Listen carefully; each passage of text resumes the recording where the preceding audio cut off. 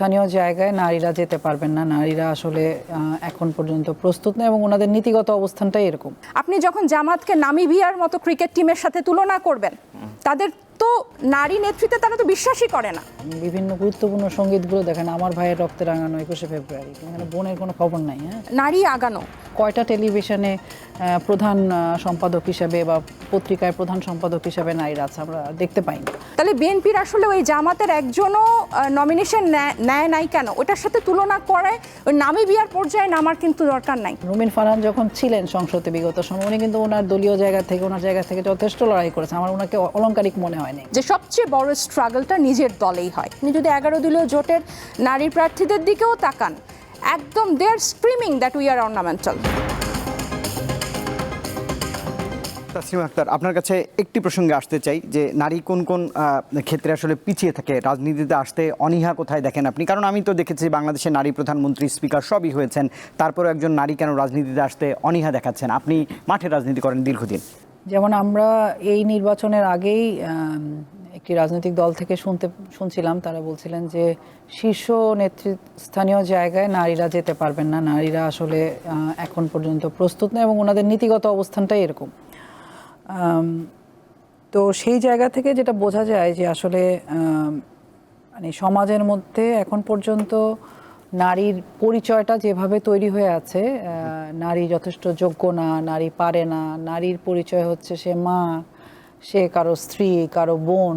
আমাদের যদি ধরেন বিভিন্ন গুরুত্বপূর্ণ সঙ্গীতগুলো দেখেন, আমার ভাইয়ের রক্তে রাঙানো 21শে ফেব্রুয়ারি, এখানে বোনের কোনো খবর নাই। হ্যাঁ, তো এইরকম আমরা অনেক জায়গায় আমাদের বীর পুরুষ কবিতা যদি দেখেন, সেখানে মানে মনে করো মাকে নিয়ে যাচ্ছে আমি অনেক দূরে, সে মানে বীর পুরুষ আর কি, বীর যে, তাহলে বীর, যোদ্ধা, নেতা, রাজনৈতিক দল, রাজনৈতিক দল, এগুলো বলতে আমরা অনেকটা মানে পুরুষ অধ্যুষিত একটা জায়গা মনে করি।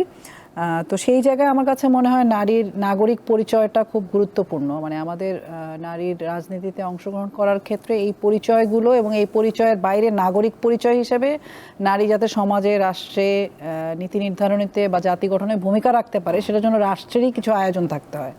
আপনি যদি একজন নারীকে শুধু মানে মানে যে পরিচয়গুলোর কথা বললাম সেগুলো দ্বারা আটকে রাখা হয়, কারণ একজন নারী যদি ঘর গৃহস্থালী কাজ, তাকে যদি সন্তান লালন পালন করার কাজ করতে হয় সব কিছুই, তখন কিন্তু তার সমাজের অন্যান্য যে নীতি নির্ধারণী কাজ সেগুলো করা কঠিন হয়ে পড়ে। আমরা প্রায় দেখব যে মানে আমাদের যথেষ্ট ডে কেয়ার নাই, তারপরে ধরেন আমাদের যে মানে প্রজাতি রক্ষার যে কাজটা নারীরা করেন, এটা তো সমাজের একটা গুরুত্বপূর্ণ কাজ, এটা তো সমাজেরই শিশু লালন পালন করার কাজগুলোর দায়িত্ব গ্রহণ করার কথা। সেই জায়গাগুলোতেও ঘাটতির কারণে আমরা দেখি যে অনেক ধরেন MA ডিগ্রি PhD করা নারীরাও শেষ পর্যন্ত ওই নীতি নির্ধারণের জায়গায় তাদের অংশগ্রহণটা অনেক কম। যদি আমি বলি যে ধরেন কয়টা টেলিভিশনে প্রধান সম্পাদক হিসাবে বা পত্রিকায় প্রধান সম্পাদক হিসাবে নারীরা আছে আমরা দেখতে পাই না। তো সেই জায়গাগুলোতে আমার মনে হয় নারীর নাগরিক পরিচয় হিসেবে সে যাতে তার কাজের পরিচয়টা তৈরি করতে পারে, সেজন্য সমাজের রাষ্ট্রে সেই আয়োজনটা দরকার। এখন সমাজের রাষ্ট্রের যে নীতি নির্ধারক, তারা যদি আসলে নারী পুরুষ উভয়ের স্বার্থটাকে না দেখতে পারে, তাহলে আসলে নারীকে প্রথমত আমার মনে হয় এগিয়ে আসাটা খুব জরুরি। যেমন ধরুন আমরা যেটা বলছিলাম যে আসলে এটা কি অলংকার কিনা, অলংকারিক কিনা, বিগত সময়ে যে সংসদকে আমরা দেখেছি, সেই সংসদে যেই সদস্যরা ছিলেন তাদের অনেককেই আমরা দেখেছি, নারী হোক বা পুরুষ হোক, অনেকটা ওই যে রাজসভায় রাজা সিংহাসনে গিয়ে বসলেন, তারপরে সবাই রাজকবি বা অন্যরা অনেকটা স্তুতি করতে থাকলেন। আমাদের বিগত সংসদে আমরা দেখেছি বেশ 5 মিনিটের মধ্যে হয়তো 2 মিনিট স্তুতিই করতেছেন। হ্যাঁ, তো এটা নারী পুরুষ উভয়ের ক্ষেত্রেই ছিল। আর তো সেই জায়গায় আমার কাছে মনে হয় যে ধরেন বিএনপি করতেন রুমিন ফারহান যখন ছিলেন সংসদে বিগত সময়, উনি কিন্তু ওনার দলীয় জায়গা থেকে ওনার জায়গা থেকে যথেষ্ট লড়াই করেছেন। আমার ওনাকে অলংকারিক মনে হয়নি। এবং পরবর্তী সময়ে যখন আমরা দেখলাম যে আসলে অনেকেই মানে যদি দল মনোনয়ন নাও দেয়, তারপরেও কিন্তু এই সাহসটা রুমিন ফারহান করেছে, এবার আমি মনে করি সেটা খুব গুরুত্বপূর্ণ তাসনিম যারা করেছে, মানে আমাদের নারীদেরকেও যে আমাদের সমাজের মধ্যে দলের মধ্যে যে লড়াইটা, সেই লড়াইটা করতে হবে। যত বেশি নারীর অংশগ্রহণ বাড়বে আমার মনে হয় যে আমাদের সংকটগুলো কমবে এবং নারীর নীতি নির্ধারণী পর্যায়ে যাওয়ার জন্য নারীকে আসলে লড়াইটা নারীর অনেক বেশি। আমি যদি গণঅভ্যুত্থানে যেটি সাম্প্রতিক যে স্মৃতি, সেখানেই দেখলাম যে নারী তো পুরুষের পাশাপাশি কাঁধে কাঁধ মিলিয়ে এই অর্জনে সামিল হয়েছে এবং নারীকেই অনেকাংশে সামনে রেখে এই এই এই অর্জন করতে হয়েছে। তারপরও নারীর যোগ্যতার প্রমাণ দিতে হচ্ছে বারবার। আপনি একটু বলবেন যে নারী যেই ক্ষেত্রে পিছিয়ে থাকছে সেখান থেকে নারী আসলে কিভাবে আরও তাকে এগিয়ে নিতে পারে? নারী আগানো অলরেডি এখানে এখন হচ্ছে যে একদম মাসেল পাওয়ার, মানে জোর দখল করে হচ্ছে নারীর জায়গাটা, মানে একদম মানে নারীর মধ্যে এখন আর কোনো মানে কমতি এখন আর নাই। সেটা আপনার নেতৃত্বের দিক দিয়ে বলেন, যোগ্যতার দিক দিয়ে বলেন। আমি যখন তাসলিমা আপার যে কথাটা বলছিলাম অর্নামেন্টাল, আপনি যখন রুমিন আপার আমি উদাহরণ দিই, they are exceptional is not an example. আপনি যদি এখন এই যে 36 জনের দিকে তাকান, বা মোশাররফ ভাই বললেন যে ওনাদের যে 7 জন সরাসরি মনোনয়ন পেয়েছে, এটা আমার কথা না, ওনাদের 10 জন, ওনাদের 7 জন হ্যাঁ ওনাদের কথা, মানে এটা বিএনপির মানুষের কথা, কোট অ্যান্ড আনকোট, যে ম্যাক্সিমাম হচ্ছে স্বামী বা বাবার কোটায় তারা মনোনয়ন পেয়েছেন, পরিবার থেকে পেয়েছেন।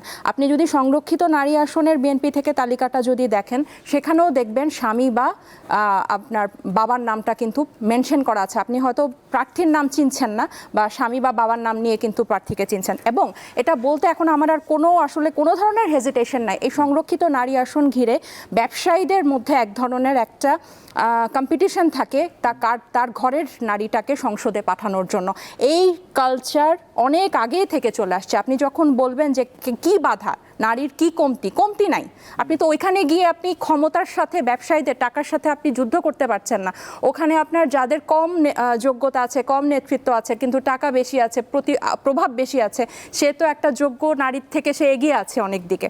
সো এইখানে এই ধরনের সমাজ ব্যবস্থাগুলো এখন আপনি বলতে পারেন এগুলো কিভাবে চেঞ্জ হবে। এগুলো চেঞ্জ হবে যদি সব দলের মধ্যে ঐক্য আসে যে না, আমরা অন্তত যোগ্যতার ভিত্তিতে এই কয়টা নারীকে আমরা সরাসরি মনোনয়ন দিব, যাদের মধ্যে দলের রক্ত নাই, তারা নিজের যোগ্যতায় রাজনীতিতে এসেছে, যারা এক্সেপশনাল না। এটাকে আমরা আপনি যদি 1-2 জনের উদাহরণ দেন, তাহলে মনে হবে যে হ্যাঁ এই তো এটা এসেছে, এটা হয়েছে।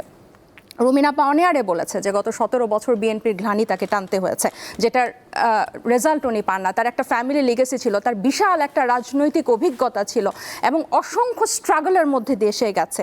তাকে সে অর্নামেন্টালের অনেক ঊর্ধ্বে, কিন্তু যারা এখন 36 জন যাচ্ছে, 50 জন যাচ্ছে, আপনি যদি 11 দলীয় জোটের নারী প্রার্থীদের দিকেও তাকান, একদম they are screaming that we are ornamental, right?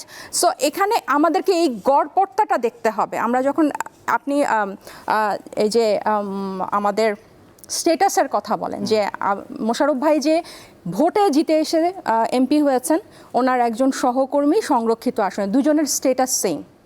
No way দুজনের স্টেটাস সেম। এটা মোশাররফ ভাই সবচেয়ে বেশি ভালো জানেন, কোনো অবস্থাতেই না। উনি জননেতা, ওনার মতো মানুষজন ওনার সহকর্মীকে সিলেক্ট করছে। সো এই যে এই তফাৎটা আপনি মুখে বলে ওই স্টেটাসটাকে এক করতে পারবেন না কখনো। আরেকটা, যখন আমি বলবেন যে আমি 10 জন, বিএনপি যখন বলে যে আমি 10 জন দিয়েছি, আমি 5%-এর কাছাকাছি দিয়েছি, এটা অনেকটা হয় কি যে বিএনপি হচ্ছে অস্ট্রেলিয়ান ক্রিকেট টিমের মতো, বিশ্বকাপ জিতেছে, তাদের অভিজ্ঞতা বেশি। আপনি যখন জামাতকে নামিবিয়ার মতো ক্রিকেট টিমের সাথে তুলনা করবেন, তাদের তো নারী নেতৃত্বে তারা তো বিশ্বাসই করে না। তাহলে বিএনপির আসলে ওই জামাতের একজনও নমিনেশন নেয় নাই কেন, ওটার সাথে তুলনা করে ওই নামিবিয়ার পর্যায়ে নামার কিন্তু দরকার নাই।